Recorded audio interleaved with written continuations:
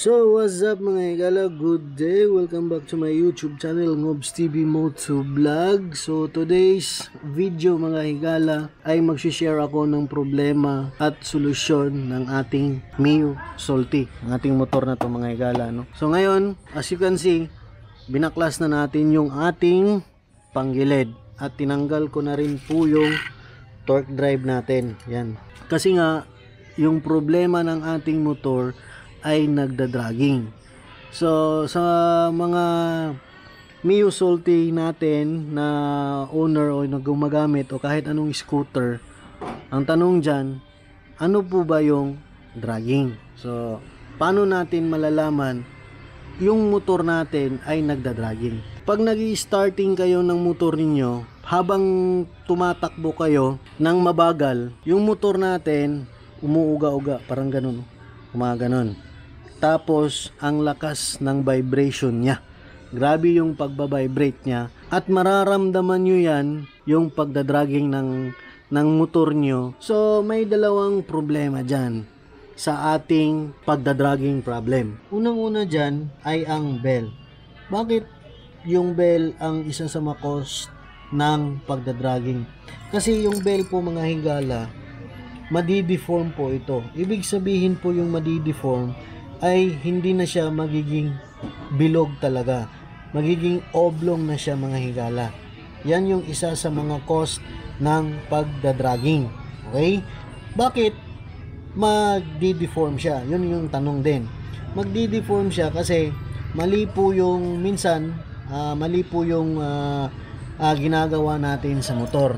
Katulad niyan, for example, habang naka-center stand siya, tapos nire-revolution po natin, malakas po yung ikot ng gulong, yan, hanggang sa full throttle niya, mataas yung RPM, tapos biglang magre-rear brake tayo mga higala. Bigla ang brake na malakas yung pag-ikot at RPM ng motor, yun, madideform po siya. Ayan po mga higala. Yan po yung isa sa mga main reason kung bakit nagiging oblong po yung bell natin. Ang pangalawa, yung sa sobrang bigat ng ating karga ng ating motor, nahihirapan po yung motor natin sa pagtakbo, tapos ang lakas ng RPM natin, yun yung po yung kaya ng ating motor na patakbuhin dahil sa sobrang bigat, kaya nadideform po yung ating bell. So ito, check natin maya kung oblong na ba siya or hindi, ano. So pangalawa ay yung ating clutch. Yan, itong clutch natin, ito. So kung hindi nyo pa makita yung clutch natin, ito po yung forma nya. Yan, tatlo po yan clutch natin. Yan, na ilalagay natin dito. Okay, yan po yan. Yan po yan. So yung clutch natin, as you can see mga higala, sa dating vlog ko, ito yung ginagamit ko. Kasi nga, nung nakaraang araw o nakaraang mga linggo, nararamdaman ko na yung pagdadragging. So, chinek ko yung ating pulley, kung dito ba yung nag-cause ng dragging, yung bola natin, kasi bago yung bola natin. Tapos, yung slider piece natin, okay pa naman, wala pang problema. Pati yung belt natin, chinek ko, kasi isa din yung cause ng pagdadragging yung ating belt. Pero yung belt natin bago pa, mga 3 buwan pa to, okay pa yan. Ito yung aking ginawang isa sa mga rason. So yung clutch natin, ito yung dating nilagay ko, akala ko ito yung sira. Okay, so pinalitan ko yung ating reserve na pitch bike na clutch lining. Yan, clutch lining nilagay ko. So sa simula pa lang ng ating pagpatakbo nung palitan ko, maganda pa yung takbo niya. Hindi siya nagdadragging sa simula pa lang. Pero habang tumatagal na ginagamit ko, bumabalik yung pagdadragging niya. So naisip ko, hindi dito sa clutch lining na luma at bago yung problema. So yung problema is nandito. So ngayon, chinek ko itong ating bell, clutch bell na ganito. ganyan. Chinek ko ng ganyan, mga higala. Okay? Habang nakikita nyo pag umiikot, bingkong na yan. Bingkong na yan, mga higala. Okay? Bingkong na yan. Yan o. Halatang halata yung ating clutch bell ay hindi na siya talaga bilog. Ganyan yung pag-check ninyo, isa sa pag-check ninyo. Makikita nyo naman yan, mga higala. Yan. Huwag kayong mag-check na patalikod yung ating clutch bell. Yan. Kasi pag iniikot nyo yan, bingkong talaga yan. Kahit bago pa yan. Kasi nga, yung ating clutch bell ay may housing. Yan. May housing po yung ating clutch bell. Yan o. Okay, so ganyan yung pagtitest ninyo. Kasi nga, dito sa loob, sumasagi yung ating clutch lining.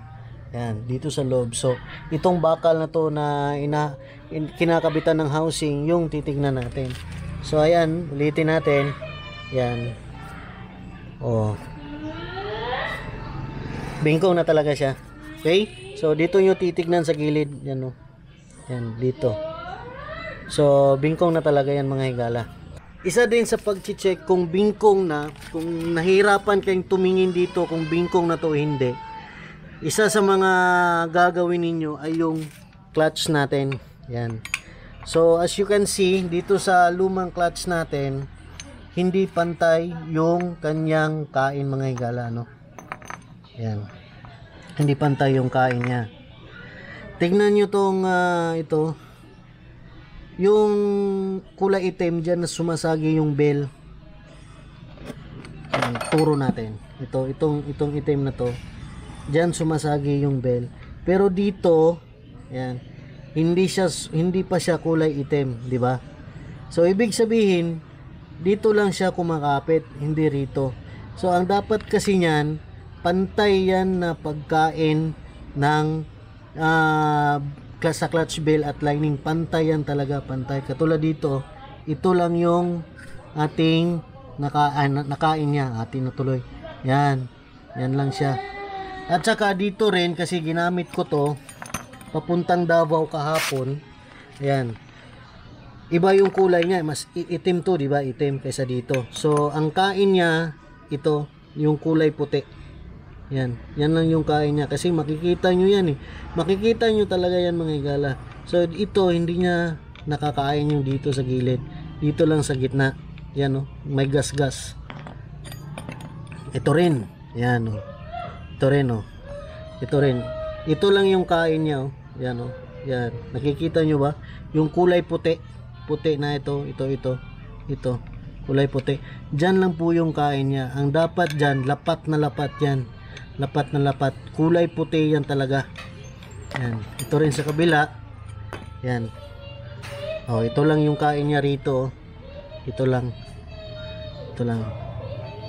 So, kunti lang. So, dyan nyo rin makikita, malalaman kung bingkong na yung inyong clutch bell. Pag hindi nyo masyadong makita, ito kasi mahirap to makita eh. Mahirap ma-distinguish tong dito eh. Kailangan ng matibay na concentration. Yan, bingkong na talaga yan, oh. Bingkong na. Makikita dyan, sobrang bingkong na, makikita na. So, yan po yun, oh, sa mga diskarte na pag nahirapan kay rito na makikita na bingkong, dito nyo sa clutch lining nyo makikita. Dapat pantayan, lapat na lapat yan. Lapat na lapat yung pagkain ng clutch lining. Okay?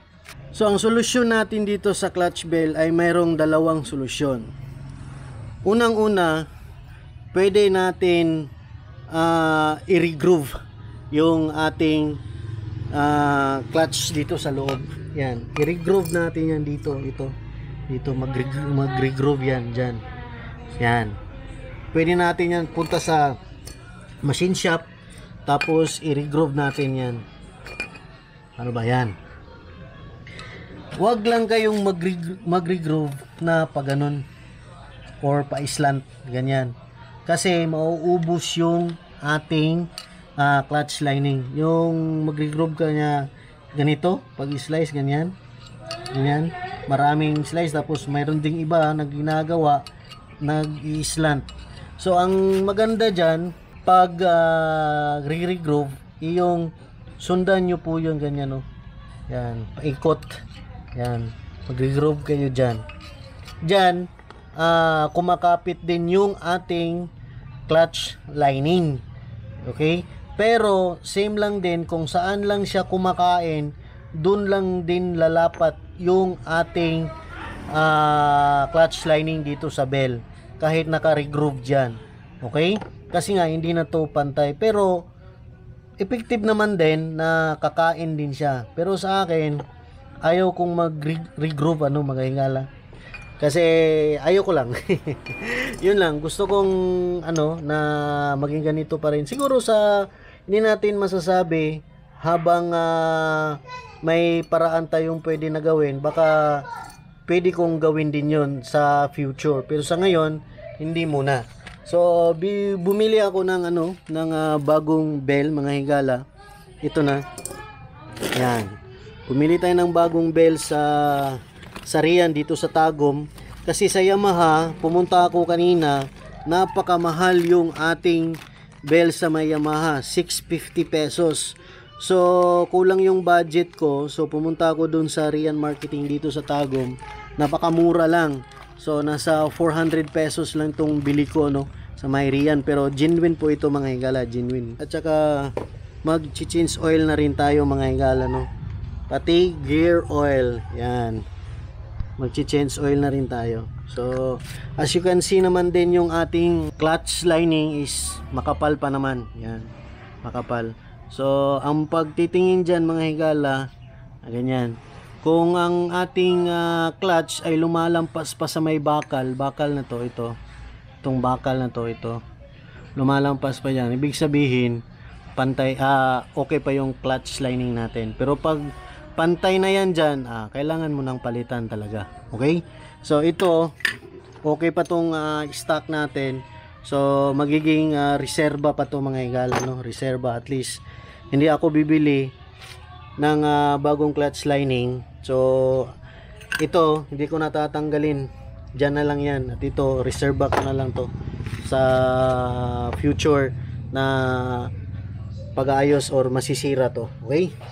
So ikabit na natin yung ating bell. So madali lang tong ikabit. At saka may video naman din ako na full tutorial sa pag-cleaning at saka pag-maintenance ng ating CVT. Yan, panoorin nyo na lang po. So at saka mga higala, dagdag ko lang meron pa akong nakalimutan na tungkol sa bell. Pag yung bell natin na masisira din o manipis, na magiging manipis na siya, pag sinasalat nyo po yan dito, yan, mararamdaman nyo po yan dyan na lumalalim. Yan, isa na po yan na dapat nyo nang palitan yung bell natin. Pag malaki na po yung kanal-kanal nya dito, maano nyo naman masasalat nyo yan, mararamdaman nyo talaga yan pag nagche-check kayo. Okay, yan lang po yung dagdag ko mga higala. So ilagay na natin yung bagong bell natin. Okay, so ayan, nailagay na natin yung bagong bell natin mga higala, at saka paulit-ulit ko tong nire-remind ko sa inyo mga higala, itong nut na to, itong bell nut natin, wag nyo siya masyadong higpitan kasi malulustred to. Madaling malustred po itong ating bell nut mga higala, clutch bell nut tawag dito. Wag masyadong mahigpit. Yun lang po yung i-remind ko sa inyo mga higala. So ayun mga higala, nakapag-drain na tayo dito sa ating gear oil. Yan, na-drain na natin. Tapos dito naman tayo sa may engine oil. Yan, ayos. Lagay na natin tong ating gear oil habang nagdi-drain yun.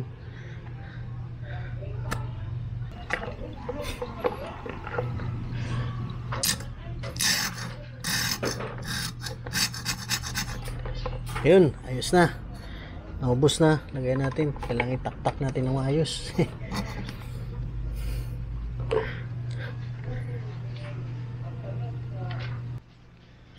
Yan, ibalik na natin yung drain plug. Yan, wag lang masyadong mahigpit. Ito natanggal na. So kukunin na natin yung ating oil. Ito na yon. So kailangan natin ng imbudo para pang natin pang salod sa ating oil, kasi napaka mahirap yung yung paglalagay. Kailangan talaga ng imbudo.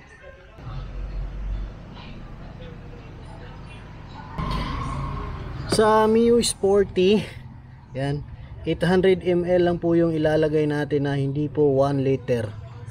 800 lang po. Kung meron kayong 1 liter na oil, so 800 lang po yung ilalagay niyo. Huwag na pong sumobra sa 800. Huwag ho maging 900. 800 lang po talaga. Yan po yung recommended ng ating motor. So hindi na natin yun ilalampas. So okay na, ayos na. So takpan na natin. Yan.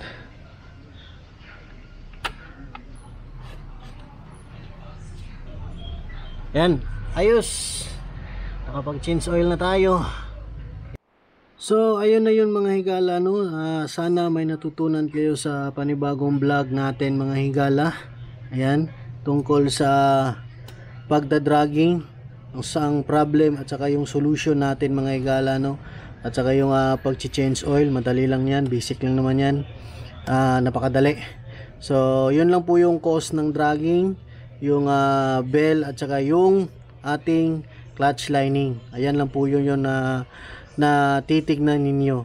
At saka itong belt, kung bago pa to, at saka yung bola at saka slider piece, isa din yan na magkukos ng dragging. Pero sa ngayon, chinek ko, yan, ito talaga yung ating problema, yung bell natin. So ayun mga higala, so hanggang dito na lang po yung vlog ko. Maraming salamat sa panunood ng aking vlog. So God bless us all. Thank you.